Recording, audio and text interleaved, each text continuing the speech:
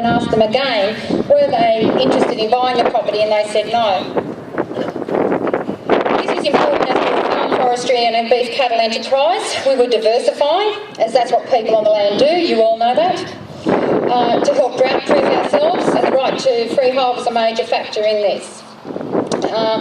We purchased the property with a very real estoppel, as indicated from Department of Land and Water Conservation writing that we could convert to freehold.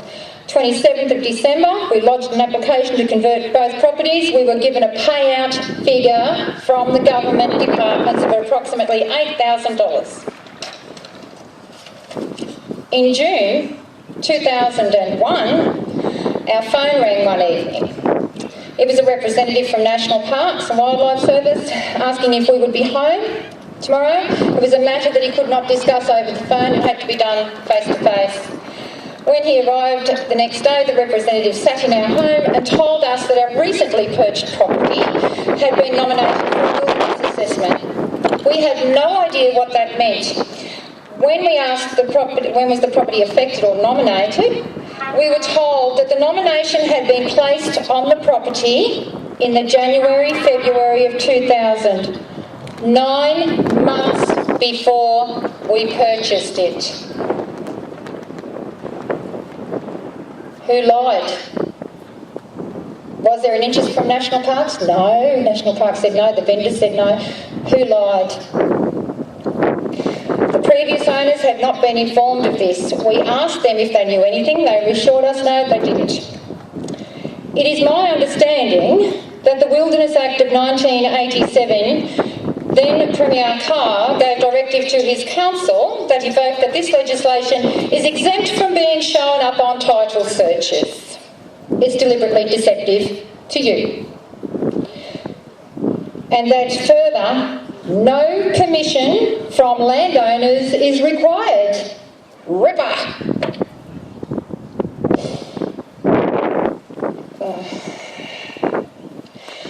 What they do, we asked the National Parks what this meant over our land.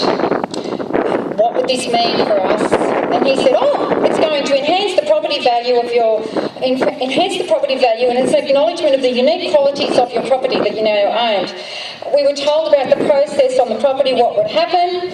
We as the current owners did not have the right to decline the assessment. The assessment process takes in, among other criteria, native vegetation, threatened species, flora, fauna, ecological communities, the capacity to return to wilderness, heritage values, Aboriginal heritage, European heritage, just to name a few laws and legislation. However, we could deny staff physical access. The assessment would still be completed by other means, meaning desktop. Now, after hearing what Property Rights Australia President just said, we know how accurate they are in Queensland and certainly New South Wales. I don't know how accurate they are here in South Australia, but their software doesn't work very well. Once the assessment was completed and compiled, all of the information would be put on a public display period for 3 months. Comments from the public are then encouraged on your privately owned land to decide if the property meets wilderness criteria. All relevant organisation, that means conservationists, would then be asked to send in submissions and comment on your privately owned and held land.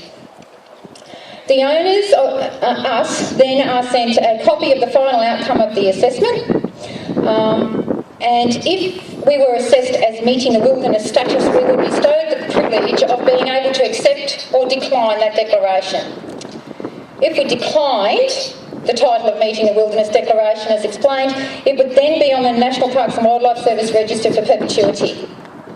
If we accepted, then we would have the privilege of fencing off the area, not being able to graze it. We still had to pay rates on it. We had to allow public access on it, on our public liability, not the government's. We had to control the feral animals and noxious weeds at our expense. What a privilege. We agreed to let National Parks and Wildlife staff enter the property. We really did not have a choice, did we? Our legal advice told us to comply fully, as we always have. We are law-abiding citizens. We could not stop this public devaluing of our land by putting our private land on display for every extreme conservationist to comment on if they wanted to. At the time, there were a total of 29 other landowners in the area.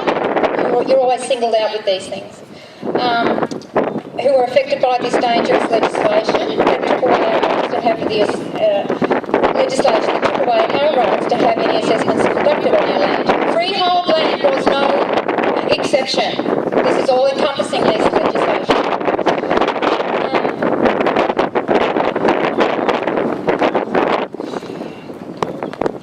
Sorry, I've just lost my place in my notes.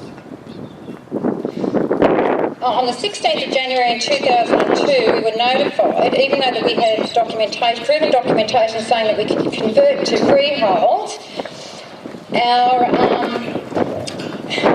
submission, our outdated $8,000, was then refunded to us minus a fee for holding it, because we weren't allowed to convert to freehold now because National Parks and Wildlife Service had an interest in our property. They knew they did before we bought the property, but the state government still said, here, pay us $8,000, you can go and convert to freehold. So that impacted on our business dreadfully as well.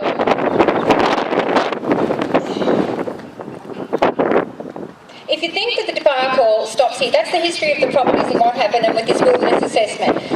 Now here comes the dangerous part. And this is for your families. You need to be aware of this. This can happen any time, anywhere. The wilderness nomination was only the beginning of a terrifying experience financially, physically and emotionally.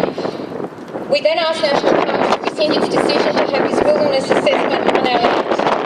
We asked that we should be able to be permitted to convert to freehold tenure based on the expectations of the property. We decided to go public with what had happened to our properties along with the other landowners. All the while, the drought was getting worse. Contact was made with the group organising all the New South Wales farms at that point in time, so we actually got to meet some of the other farmers and landowners that were affected. As a result of this, I was asked to represent the Country Women's Association for New South Wales on the Brigalow Belt South Bioregional Assessment, which takes in natural resources and all manner of things. I saw some dreadful things. Also rallies in Narrabri, Gunnedah.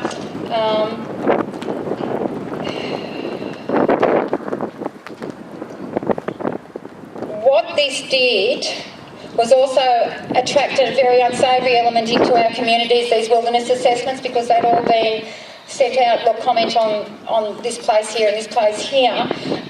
These unsavoury element was coming into our communities. They could easily identify where we lived. They could identify our homes, our children, our husbands, our wives.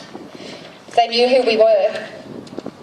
If you speak out publicly, this is what happens to you. And I'll be honest with you right now, I am absolutely packing it, standing here today before you. This is the third time in over a decade that I've done this. I went to Perth and gave evidence for the native vegetation thing. Our family submission is confidential, never to be released. Okay, this is not a game, ladies and gentlemen. Do not think this is a game. This is deadly serious. My husband was cutting timber to fill the timber order because we're farm forestry. He noticed a tree starting to pirouette while he had his chainsaw in the tree. Anyway, he sort of looked up, thought, what the hell? And he ran back. There was a black Jet Bell helicopter hovering over here. We'd been warned not to cut any more trees down. And it was hovering over him. He had to run for his life. That's just not the one-off. We have 4 children. 2 younger girls were riding their horses. This helicopter came down over the hills, around the creek, over the top of my girls. They saw my girls on the helicopter. From the helicopter, they saw them. They were in the clearing. They flew directly over the top of them. My youngest daughter at that time was dragged on her horse. This is deliberate. Have no illusion. My son, who was 5, we were standing in our house. I could hear this noise outside and I thought, what is that noise? It was the helicopter had come down outside our house, hovering over our dog kennels. My son, who was 5, was screaming, running down the hall saying, Mummy, Mummy, it's back, the black helicopter's back. My neighbours would ring me and say, Kate, it's coming over Bibble Creek. Kate, it's coming down the road. Kate, it's coming over our place. This helicopter did the same thing to them. People would try and take photographs. Their neighbours would try and take photographs. The ID numbers on these helicopters are covered up. There are too many witnesses to this. Too many good witnesses who are scared to death. They gave their statements. The government has their statements. They haven't acted. We told National Parks each time, my husband told National Parks each time it was happening, so it was reported to them. We did not tell the police. We were told at the time there was always these phone calls, threatening phone calls coming in, always between sort of 3 o'clock and 3:30 and about 5:45 in the afternoon after I pick my kids up from school. If you don't stop cutting timber down, we're going to burn you out in the middle of the night, you 4 young ones. Our eldest daughter was away at school. 2 people approached her wearing World Wildlife Fund T-shirts. I'm not saying that they are from World Wildlife Fund. You can put a T-shirt on from anywhere, but told her to, singled her out down the shopping centre and said, tell your mother to shut up or there's going to be repercussions. This is Australia, isn't it? Are you people shocked at what you're hearing?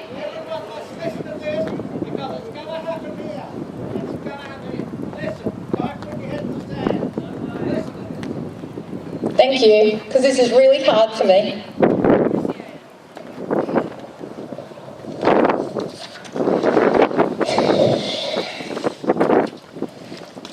So while all these threats are coming in,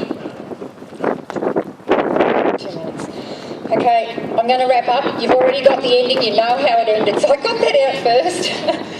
Okay, all these threats that were coming in, we now had undergone the wilderness assessment, still asking the department to clarify the deceitful positions. In the end, we had to put in writing and offer our properties to National Parks and Wildlife Service to buy us out. They had a state valuer and we had our own valuer that they paid for. We weren't told, we didn't know, because this is over years of abuse, we weren't told that we were entitled to just terms compensation. One government employee overheard another government employee talking about, we will have the Stewart's property at all costs. They weren't talking financial. We had our timber valued and it was in excess of 2.4 million, somewhere between 2.4 and 2.5 million dollars. The directive was given to ignore that figure. We were not compensated. I think you get the point of what's happened to me, hey? Stay strong, South Australia, because I need you. My kids need you. Thank you.